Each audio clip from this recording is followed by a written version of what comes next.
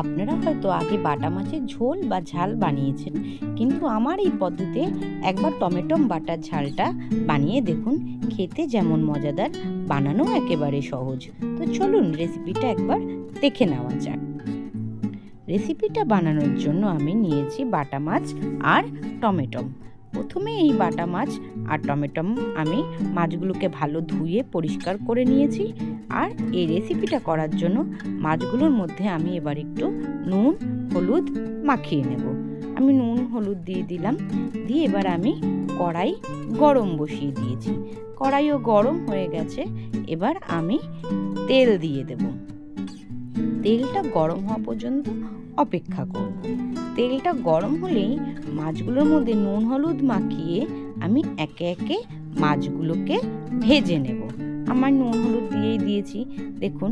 এবার আমি মাছগুলোকে ভেজে নেব। এইভাবে আমি একটা একটা করে সব মাছ ভেজে নেব। মাছটা ভাজতে ভাজতে আমি যে টমেটো কেটে নিয়েছি মিক্সি জারে, সেটা আমি পেস্ট করে নেব। আমি সম্পূর্ণ মাছগুলো ভেজে তুলে নিয়েছি, আর কিছু পেঁয়াজ আমি কেটে কুচি কুচি করে নিয়েছি, আর টমেটোও পেস্ট করে নিয়েছি। ওই মাছ ভাজার গরম তেলের মধ্যেই কালো জিরে ফোড়ন দিয়ে আমি কেটে রাখা পেঁয়াজগুলো দিয়ে দেব।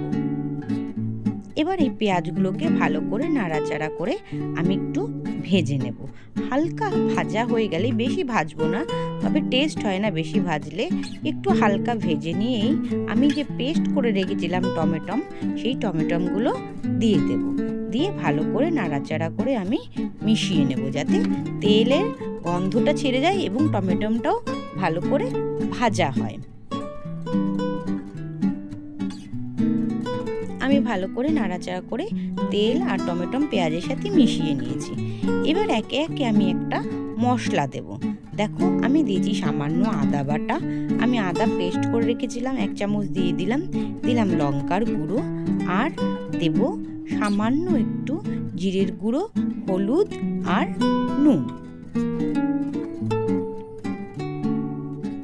আমি দিয়ে ভালো করে মশলাটা এবার কষিয়ে নেব, যাতে ভাজা মশলার গন্ধটা ছেড়ে যায় আর মশলাটাও ভালো করে কষানো হয়ে যায়।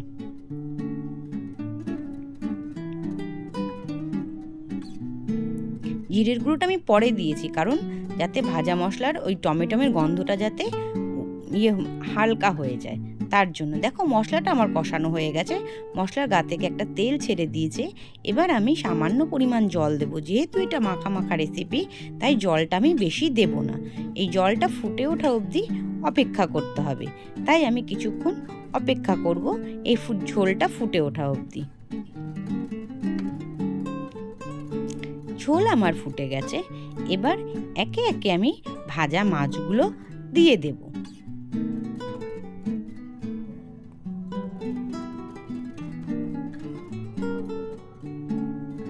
দেখো, আমি সব ভাজা মাছগুলো দিয়ে উলট পালট করে আমি হাই ফ্লেমে 5 মিনিটের জন্য হতে দিয়েছি। এবার আমি মাছটা নামিয়ে নেব। তার আগে আমি কেটে রেখেছিলাম ধনেপাতা, আমি দিয়ে দিলাম। বানানোটা একেবারেই সহজ, কোনো ঝামেলা নেই, আর খেতেও ভারী স্বাদ। এইভাবে তোমরা বাড়িতে একবার বানিয়ে দেখো, অবশ্যই ভালো লাগবে। এবার আমি মাছটা একটা প্লেটে নামিয়ে নেব।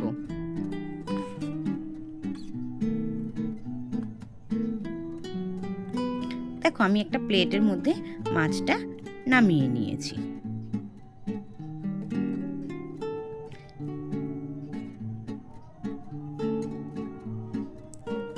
মাছটা রান্নাটাও সহজ, খেতেও ভারী ভালো।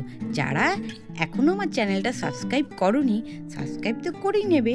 লাইক কমেন্ট করতে ভুলো না। রেসিপিটা কেমন লাগলো কমেন্ট বক্সে অবশ্যই জানিও।